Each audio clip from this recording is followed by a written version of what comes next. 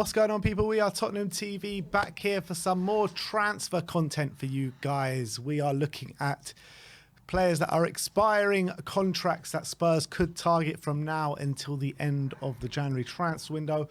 Ali Gold says that Tottenham are not necessarily done with the January transfer window, and it's understood that they will continue to look for any late opportunities that arise to bring forward any of their summer plans for new centre-backs, central midfielder, as well as another front man.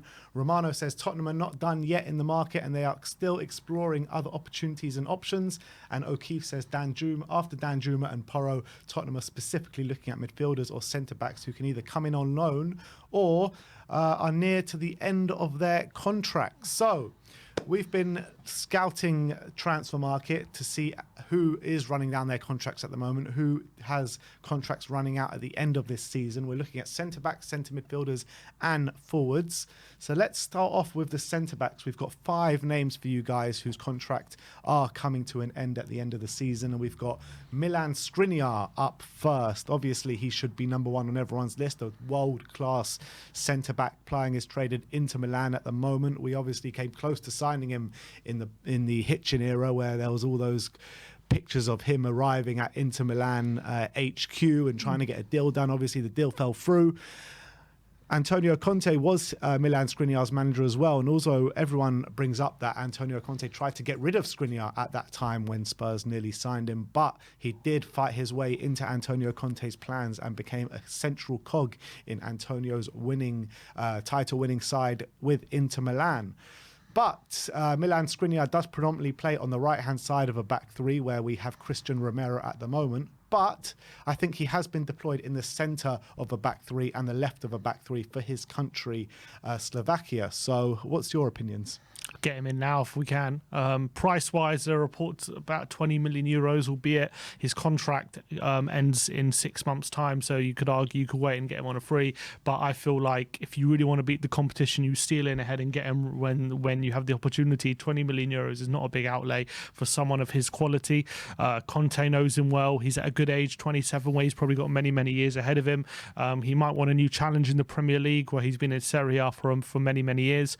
And Conte won a league title with him at the back. Yes, he can play. Yes, he plays predominantly on the right. I think he could play in a central role, but obviously that would be on Conte to decide. I mean, I wouldn't mind a choice between Romero and Skriniar as our choices for right centre-back and signing a centre one as well. Obviously, he wouldn't come to sit on the bench with his quality. But for me, if you have an opportunity to get someone like Skriniar through the door, you take it. And there might be an opportunity now. Yeah, well, let's see how that rumbles on. Next up, we've got Evan Ndika, whose contract also runs out at the end of the season, plying his trade at Eintracht Frankfurt. We saw him first hand in the Champions League against us this season, 23 years of age.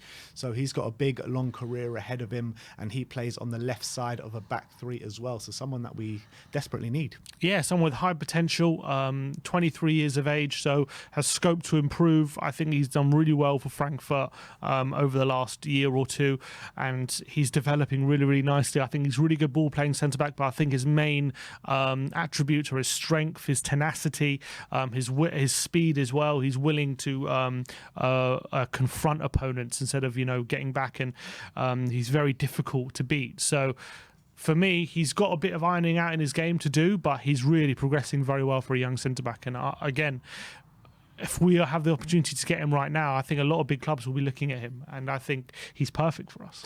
Yeah, and the outlay wouldn't be too big, seeing as his contract is running out. I mean, imagine a back three of Ndika on the left, Skriniar in the middle, and Romero on the right. I mean, that stacks up with any in the Premier League. That would be brilliant. Yeah, that would be unbelievable. It would be a really nice blend of youth, experience, speed, tenacity, and good ball-playing ability. So I think Skriniar should be number 1 target, but I think he definitely should be number 2. But let's talk about the last 3, and the next one we're going to talk about is Kaglas Sionchu of Leicester. It's an interesting one, Sionchu.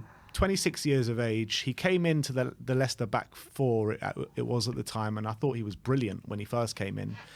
Has had a shocking time of it as late, to be honest, this season and last season. I think he's been pretty dreadful. But do you think that there's a player in there that would maybe convince you to bring him in? I mean, I think he's decent. He was really good when he first broke in the team, but the form over the past couple of years has been terrible. It's so much so that Daniel Lamar at the moment is keeping him out the Leicester team, which goes to show how bad he's been. There are talks about him potentially going to Atletico Madrid. There are even talks about him going on a free to Atletico Madrid. But I, for one, think that he's not one we should be considering. I don't think he's the right profile defender we need as well in a back three. Maybe centrally, but I think we can do better. I agree. I think if he does come in a back three, he probably would play centrally. Yeah, I agree. Would have to be, because I don't think he can be good in the wide areas. He's a bit too slow. Yeah. Next up is Inigo Martinez of Atletico Bilbao. I mean, I'll tell you the truth, I don't know too much about him, but his contract is running out at the end of the season, a central cog in that Atletico Bilbao defence, and they're going really well this season. Yeah, I think he's in his 30s now. I'm pretty sure he used to play midfield before moving back into defence. He's a good ball. He used to be a good ball-playing defensive midfielder, I think, when he was younger. But now I think he's maybe due to a lack of pace or something, he's dropped back. He could be an option for the central role, but I think he doesn't have the speed that maybe if we're looking for a different profile defender, I don't know if he fits it. I'm actually just looking at his stats now. He's had a lot of injury problems this season in Martinez, but whenever he is fit, he does play. Was at Real Sociedad before then, and he's played only 9 games this season because of injury. So I probably would say pass on that one. And the last one we got to talk about is Stefan DeVry of Inter Milan once again. Again, he was a key cog in Antonio Conte's title-winning team at Inter Milan, plays in the centre of a back three, is getting on a little bit, so I'm not sure if he can come in and do a brilliant job in the Premier League straight away. But he does have a lot of quality. Dropped off a little bit last season in terms of his form, but it seems to have come back this season. Yeah, 30 years of age, so as a centre-backs go, it's not that old, but it's also not young compared to some of the top centre-backs that are coming through right now. He knows the central role. He knows what Conte wants from it. He has won a league title. For me, I don't believe right now he's one of the top centre-backs like he was maybe a couple of years ago. I still think he's good, and maybe Conte can get him back to his best, but his form is a bit of an issue. And I think for that reason, due to his age and form, it'd be a tough sell. But Conte, with his experience with him, could be very convincing. Agreed. So those are the 5 centre-backs that are all running out their contract at the end of the season. That's Milan Skriniar, Evan Ndika, Sionchu, Inigo Martinez and Stefan DeVry. I think out of those lists, there's 2 clear candidates which we should be going for. And the other 3, I think, take it or leave it kind of thing. Yeah, I think DeVry would be one where it's like a backup option if things have really gone badly in your recruitment. He could be a fallback option, but the other 2, Skriniar and Ndika, is like if you have the chance, get them. Yeah, agreed. Let's move on to the central midfield options now. Looking specifically for maybe like a ball-playing midfielder, because we don't really have a specialist ball-playing midfielder at the moment at the club. And that brings up the first name in Youri Tielemans, again of Leicester. Again, it's an interesting one, Youri Tielemans, because I think he's a player with supreme ability. Didn't have the best of seasons last year with Leicester. I think his form has improved again this season. But definitely he's a player that I think that we should be considering, because I think with the abilities that he does have, not only with his ball-playing ability in the middle of the park, he knows how to strike a ball, that's for sure. Remember his goal in the FA Cup final a few years back. I think he's definitely one that we should be considering. Yeah, I think he's a really good player, and I think he has qualities that we're missing. And I do think if we were to move to a midfield 3, he would be pretty perfect for that deep line playmaker role, and as well ability to step into the final third and put in long-range efforts and things like that. The only question is if in a 3-4-3 with a lot of space to cover, he's not the best at covering space and kind of putting pressure on the opposition pressing wise. So in a 3-4-3, I do have my question marks. I do think maybe in a 3-4-3 where we're in games where we're dominating possession, he could be very effective and could be a very good player for us. But against better teams who like to play, who are very technical, like to play around you, In those kind of scenarios, I do worry for him. But I think for me, I'd seriously consider bringing him in. I think he'd be one of my top options because I think his ability to dictate play, his passing ability and shooting ability is second to none. Yeah. Moving on to Jorginho of Chelsea. Again, contract running out at the end of the season. He's been very central to Chelsea's team the last couple of years. Well, ever since he's moved in. A master of the hop and skip penalty. And obviously a Euro winner with Italy, where he was one of the best players at the tournament, people were saying. So what do you think about Jorginho? Not so long ago, he finished third in Ballon d'Or, was it? Yeah. Maybe a year ago. I've always been actually quite a big fan of Jorginho, and I think he's underrated. He's an underrated player in football. I think there are occasions where he gets overrun, and he's slow. You have to just accept it. He's not a very quick midfielder, and he's not the most combative. But his passing ability is absolutely fantastic. Very similar to Telemann's, maybe not as good as shooting, but I think his ability to pass the passable, dictate play. When he was under Maurizio Sarri playing that deep playmaker role, he was absolutely phenomenal. For Italy and the Euros, he was fantastic as well. He hasn't had the best time of it, in all honesty, since that European final. Since he won the Euros and had that Ballon d'Or spot, he hasn't really had the best time for Chelsea or for Italy. He went through, they didn't make the World Cup because he missed 2 penalties, and he cost his team a place, to be honest. Chelsea haven't really fancied him as well in Potter's team or under Tuchel. But I do believe there's a very good player in there. In the right system, he can be extremely effective. I just don't know if Tottenham's the right system for him. Yeah, I agree. I wouldn't want to see Jorginho at this club, to be honest. I think I'd much prefer someone like Yuri Tielemans to come through the door, to be fair. But let's move on. Let's talk about Thomas Lamar of Atletico Madrid. It's crazy with Lamar because only about 3 years ago, people were banding crazy money on him, like 70, 80 million. I think Arsenal had a massive bid about to go through, and then he went to Atletico Madrid in the end. And then he was deployed mainly as a winger. But he's become a bit of a jack of all trades. He's been deployed in quite a lot of positions this year for Atletico Madrid. 13 games. He's played 3 games at left wing, 2 games at left midfield, 5 in attacking midfield, 2 in central midfield, and 1 at right wing as well. So when you're looking at a player, he's definitely got quality about him. I think that he doesn't have the same hype about him that maybe he had 3-4 years ago.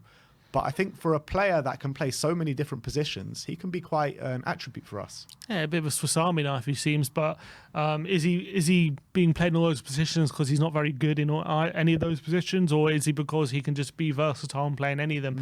He hasn't really set the world alight since that Atletico move. I can't remember when it was. It was a number of years ago now. I remember he played against Spurs for Monaco in 2016, so I think it was 2017. He moved to Atletico, and he was brilliant. Yeah. 2018, so he was brilliant for Monaco. I remember 70 million for him. They paid a lot of money, and it hasn't quite worked out. There's been constant rumors about him leaving. Didn't he go out on loan at some point as well? No, he never went out on loan. But there's constant rumors about him leaving Atletico Madrid. They don't seem to fancy him. I don't know. I think there's a good player in there, but I don't think he's one I'd be that desperate to sign. And I don't think for centre mid especially. Yeah, I mean, I think a player like that, in terms of, it's got good quality that you can unearth, can play in many different positions. It depends on like wages and how much you're going to outlay on him. But if you can get him for a decent price and on decent wages, he's a good player to have around the squad. Potentially, but I mean, you could argue he's taking up a space in the squad that could be more for a specialised player in the position he'll be playing in. Yeah, you could definitely argue that. But let us know your thoughts on Thomas Lamar in the comment section below. But let's talk about Daisha Kamada now of Eintracht Frankfurt once again.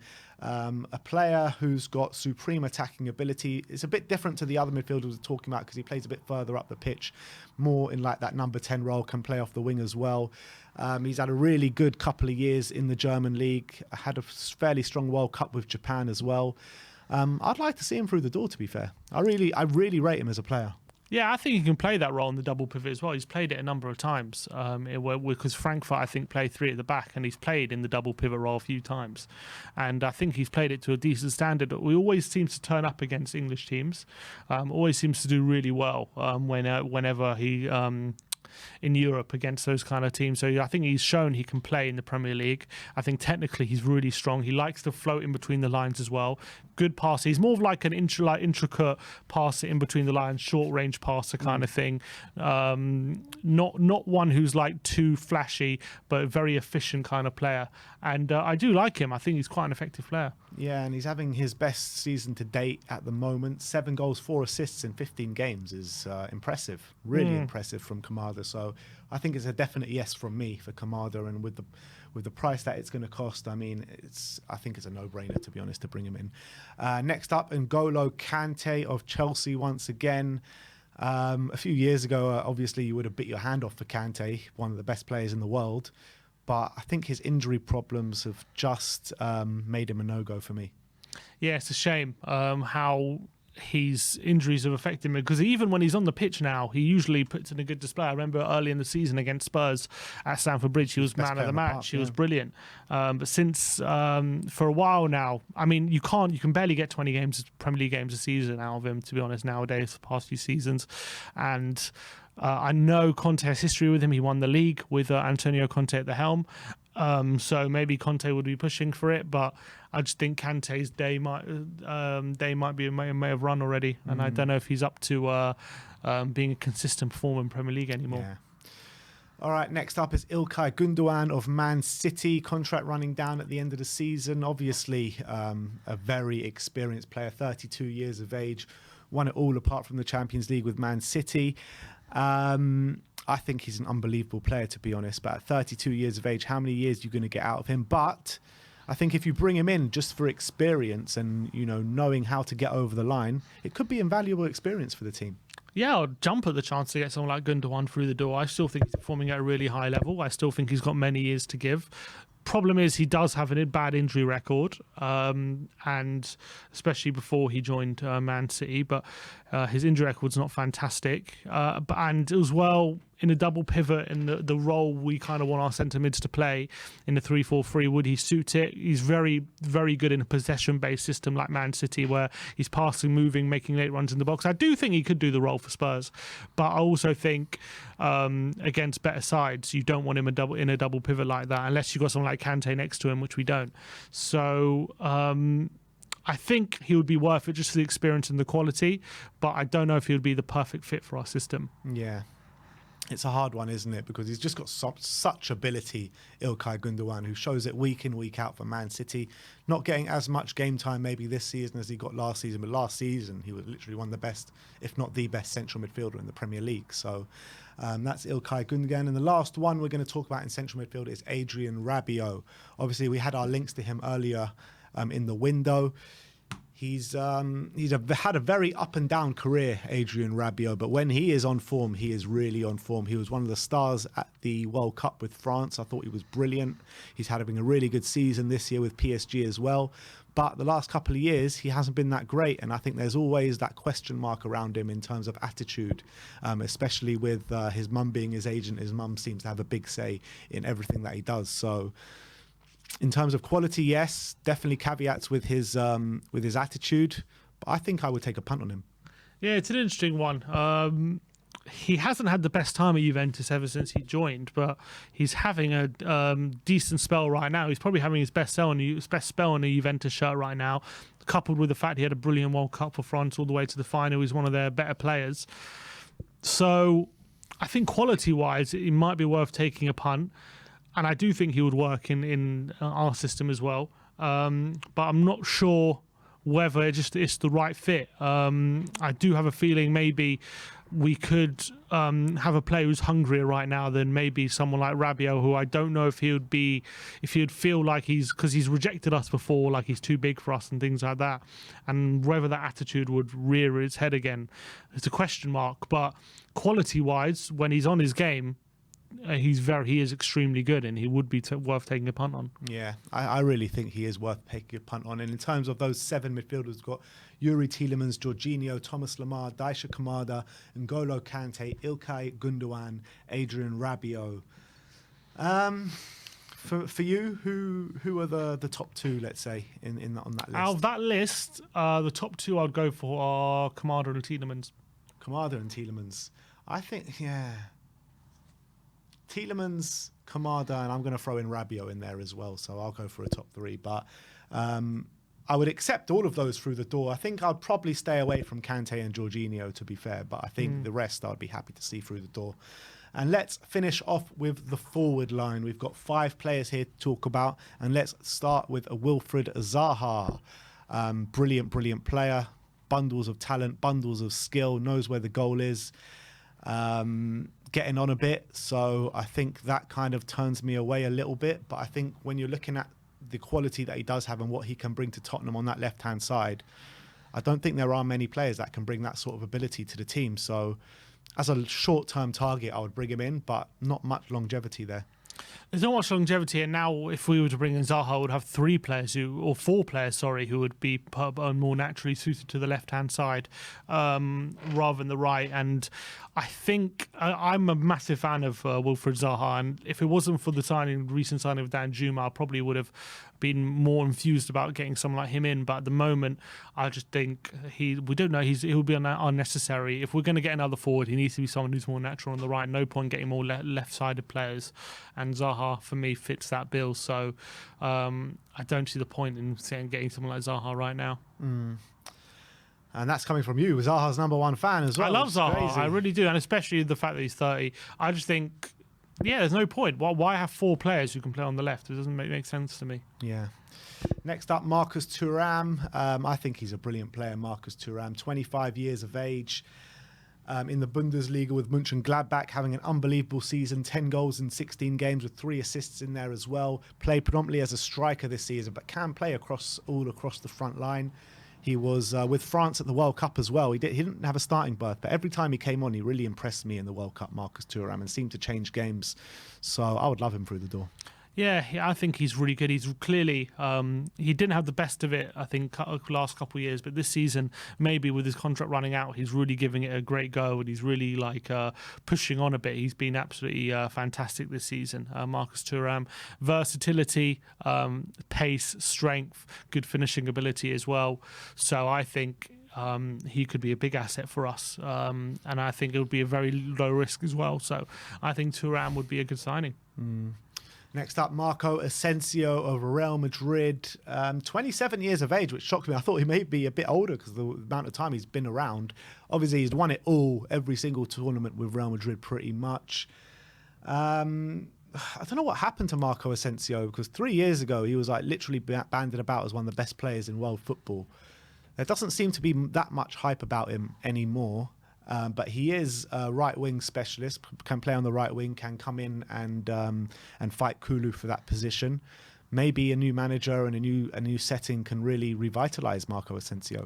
I think the way we play requiring, our inside forward players play quite central, like Kulu, tucked inside quite a lot. And that could suit him. I don't think his dribbling ability is that great. He's obviously got a very good shot, and he's quite a creative player, but things haven't been brilliant for him for a number of years now. Ever since he broke onto the scene, he hasn't quite hit the heights that was expected of him. Clearly a player of supreme quality, but whether he's going to come to Spurs and really smash out the park is a big question mark, and I would doubt whether we would see more than what he's shown at Real Madrid. And I don't think he's shown enough at Real Madrid. Yeah, definitely in the last couple of years, that's for sure. Let's move on to Musa Dembele of Lyon. 26 years of age. I mean, he was banging in the goals for fun last couple of years for Lyon, for Atletico Madrid, for Celtic as well. But this season, he has had somewhat of a drop-off. Only 14 appearances and 2 goals for Musa Dembele. He has been overshadowed at Lyon by Alexander Lacazette, which kind of tells me that we should probably stay away. I don't think I'm a big fan of him, Musa Dembele. I think a few years ago he was at Fulham. We were very close to signing him. He would have been the perfect kind of, at the time, kind of backup to Harry Kane, can kind of come in and come off the bench and stretch defences with his pace. But there's a reason why no one really wants to keep him at the moment. He keeps going from club to club, can't really settle anywhere. He has a decent goal scoring record, but I don't think he brings enough, and I don't think his goals justify how he plays in his overall game. Whereas some players, it's different. So for me, Musa Dembele is a no-go. I wouldn't want him at the club. 21 goals last season. I know, but I still don't think why does no one want him? No, everyone seems to not fancy him when he's at the club, and I, for one, I've never really been that impressed with him, to be honest. I think he's a decent goal scorer, a decent finisher, but I don't think he's the answer for us. And by the way, I said before he had a decent scoring record for Atletico Madrid. He actually never scored for Atletico Madrid. He has a decent scoring... That's decent under Simeone. Decent scoring record for Lyon, that's for sure, and definitely Celtic, but not Atletico Madrid. But let's move on to the last player we've got here for you, and that is Adama Traore. We all know what Adama Traore brings. He brings strength, and he brings speed, and he brings elite dribbling ability, but pretty much nothing else apart from that. I would have taken him when we were linked with him at first just because we were so desperate, but now seeing as Porro's coming in, we've got Kulu now, I'd stay away. Yeah, I would have taken him at right wing back last January when we were in for him, but right now with Porro potentially coming in, I don't think Adama's the answer anymore. He hasn't really... under a few managers at Wolves, had known they don't fancy him. He went to Barca for 6 months. He had a great start, and then they stopped fancying him. I don't think Adama is going to be a good, especially as a forward option. If we were going to bring him in as a right wing back, I'm open to it as a backup right wing back anyway at this point because Porro's there. But obviously we've got to have 4 of them at the moment with Porro coming in. So I don't see this one being a goer as much as he does have elite qualities. And I do think you can use them to your advantage, but it doesn't make sense to be bringing him as a forward option. So out of those 5 players, Zaha, Turan, Asensio, Dembele and Triore, not as much quality as maybe as we saw at central midfield and centre-backs in terms of players that are running down their contracts, but the 2 that really stand out for me are Zaha and Turan, but the one that really stands out for me is Marcus Turan. Yeah, I think Turan would be my first choice, and out of that, yeah, Zaha probably my second, then Asensio, I guess. So out of the centre-backs, centre-mids and forwards, I mean, there is some really big quality here that we can be targeting this January or even at the end of the season or some pre-contracts. I mean, to get Milan, Skriniar, Evan and Dika through the door would be insane. Telemann, Gundogan, Rabiot, Lamar, I thought would all be good. Kamada as well. And Zaha and Turan. So there is a big list there. There is, but we're not going to get any of them. So. That's the life of a Spurs fan. Yeah, that's what all the Spurs fans... too logical. That's what all the Spurs fans were saying at the beginning of the window with Porro. So maybe they're waking up a little bit.